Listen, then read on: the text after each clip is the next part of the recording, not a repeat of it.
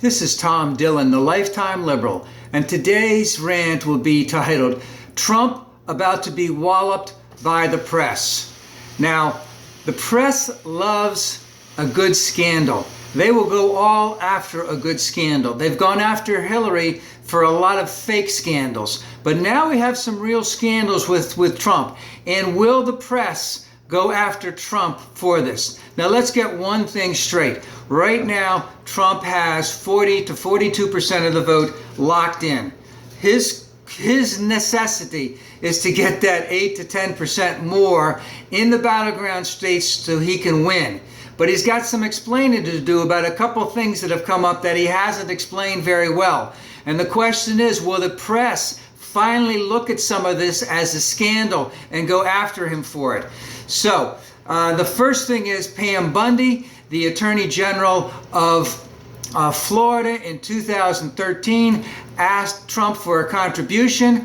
Let's say 1 week, 1 or 2 weeks later, it was announced that her office was looking into teaming up with New York State and going after Trump University for being a fraud, which it is.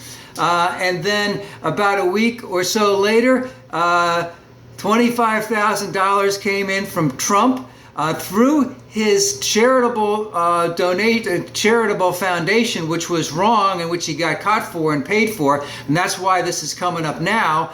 And then about a week later, after Pam Bondi got that contribution, they dropped the case against Trump University. And it sounds like a bribe to me, all right? And someone in one of the presses down there, Tampa or whatever, basically has indicated this, has really come out with a step-by-step of what had gone on. And remember, about 6 months after that had happened, Trump had Pam Bondi at a fundraiser at his big estate in Florida, and basically charged her next to nothing, whereas he charged his own campaign, $150,000. Actually, he charged the RNC $150,000 for using his own place for a campaign thing.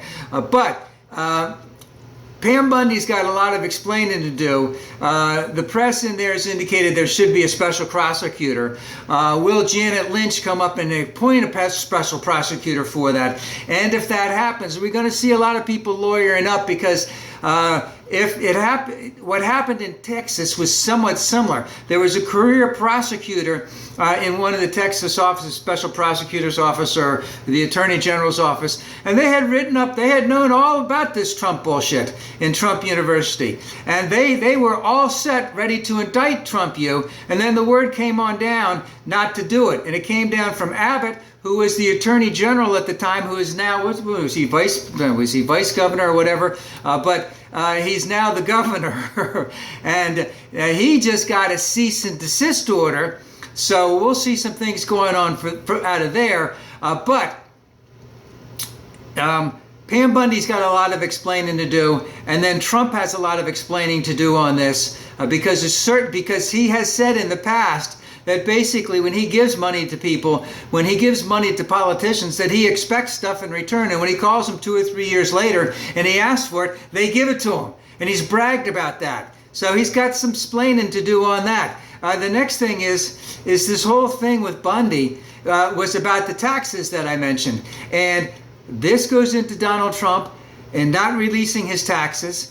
And will the press get some short and curlies and really go after him about this? Because he's always going to say that he's under audit. Well, we know two things about that. That the IRS has already cleared all of the audits from 2002 to 2008. Will he release those? And of the ones that they haven't cleared, we also know definitively that there's absolutely no reason why you can't release your tax returns while you're being audited. In fact, some people said that they're not going to release them because it'll trigger an audit. But since you're already under audit, it's not going to hurt you any, because you're already under audit. But the big thing about that, and this is what the guy at the Washington Post found out, was that since about 2008, Trump from all kinds of various other means of detection, not through his tax returns, has found out that Trump basically has not contributed to his own charitable foundation since 2008, even though other people have, and that he has given money out from that charitable foundation, basically implying that it came from his money, but it didn't. It came from other people's money. And a lot of this has to do with taxes. So is there going to be something in his taxes that shows that he has basically paid squadouche in terms of taxes for, let's say, the last 16 years or even more, you know? And will the press say, that's not an excuse, you can do this, why don't you do this? What it appears as if you're trying to hide something. Are you going to hide things from the American people? If you're going to hide this from the American people right now, what else are you hiding from the American people? Will they do that? Again, also, will the mainstream media, I saw one of them did it the other day, come out and ask Trump and say, hey, look, you're not getting any of the black vote. When are you going to deny and apologize for your birtherism? Because he got a lot of traction on that birtherism, and he's basically saying, oh, I'm not going to talk about that now. Well, remember, the last thing he talked about that in 2012 was when he basically said that he had sent 2 private detectives to Hawaii to investigate that, and that some bad shit was going to come out about that, and he was going to get back to you on it. But he's not talking about it right now. So the question is, will he admit that this is the legitimate president of the United States and that he was wrong for attacking him for his birth certificate? Yeah, we'll see if that plays out. And again, it's not, you know, it's his denial of even admitting that this president is legitimate that hurts him more than even admitting that he was wrong. But the way his ego goes, he'll never want to admit that he's wrong. Now, another thing about this birtherism is, let's just say that you know, there's a lot of white women that don't like Hillary, so to speak. But at least they acknowledge that this president is legitimate.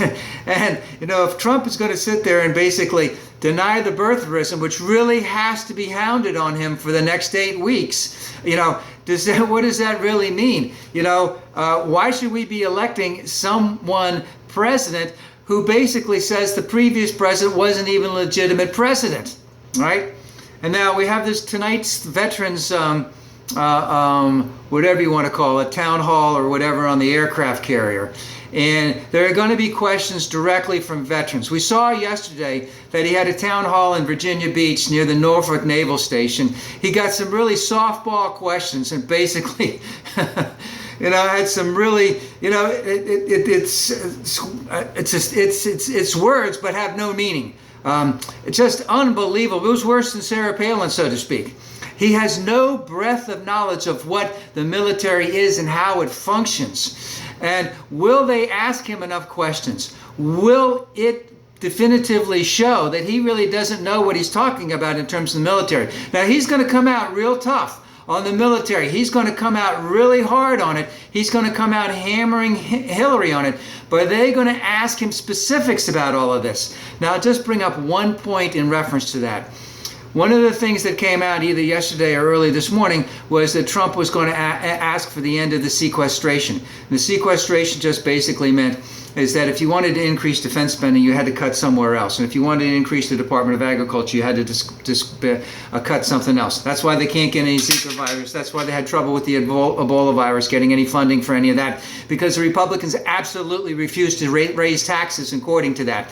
So when you have the sequestration, if he wants to have the sequestration removed, does that mean for every $1 billion more, it should be, and that's the way it has to be, that for every $1 billion more to defense, that all the other agencies get a combined $1 billion? And does that mean raising taxes? How much taxes are going to be raised? How much more do you want to raise the defense budget? And what areas are you going to raise the defense budget?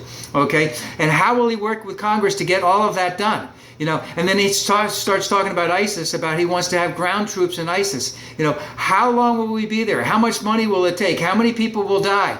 How, you know, are we going to occupy territory? You know, and, you know, all of this stuff. And he will, if he has the answers for that, then good for him. But let's see if he really can come up with this. And let's see, again, if the press will be as relentless to him as they've been against Hillary on these things, that he needs to come up with some very, very definitive answers in terms of Pam Bondi in Florida with the Attorney General's office on a bribe, in terms of the birtherism type of thing, in terms of his taxes and his audit. Are they going to take that bullshit anymore? And in terms of how he's going to defeat ISIS, and how he's going to get rid of sequestration, and how he's going to work with Congress to get rid of sequestration, and that'll also mean increases in all the other agencies besides defense. Yeah, let's see him come up with a plan for all of that on his toes tonight.